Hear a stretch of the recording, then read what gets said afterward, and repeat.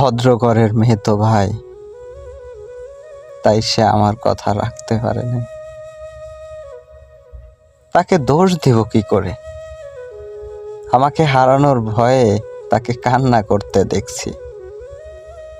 তার কান্না মিথ্যা ছিল না সত্যি তা আমি জানি না, কিন্তু সে এক সময় আমাকে 1000 বার ভালোবাসি বলতো, যে কিনা আমাকে ছাড়া কিছুই বুঝতো না।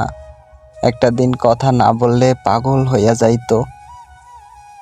অথচ এখন আমাদের কোনো যোগাযোগ নাই। সে হয়তো কখনোই জানবে না তার ছেড়ে যাওয়া আমাকে কতটা ভেঙেছে। যাকে 1000 মানুষ চাইতো তাকেও কেউ একজন ছেড়ে গেছে, ভাবতেই কেমন লাগে। সে নিজেই আসলো, আবার নিজেই ছেড়ে চলে গেল। তাকে খারাপ বলবো কিভাবে? তাকে আমি নিজের চেয়েও বেশি ভালোবাসছি, যত্নে আগলে রেখেছি। যাকে আমি ভালোবাসি সে কখনোই খারাপ হতে পারে না।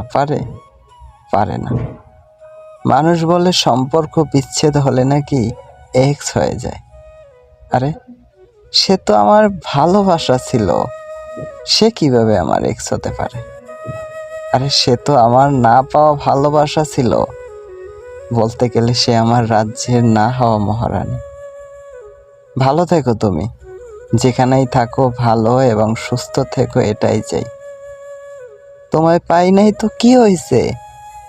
আমাদের ভালোবাসা তো মিথ্যা ছিল না, তাই না? আমি তোমাকে মৃত্যুর আগ পর্যন্ত ভালোবেসে যাব।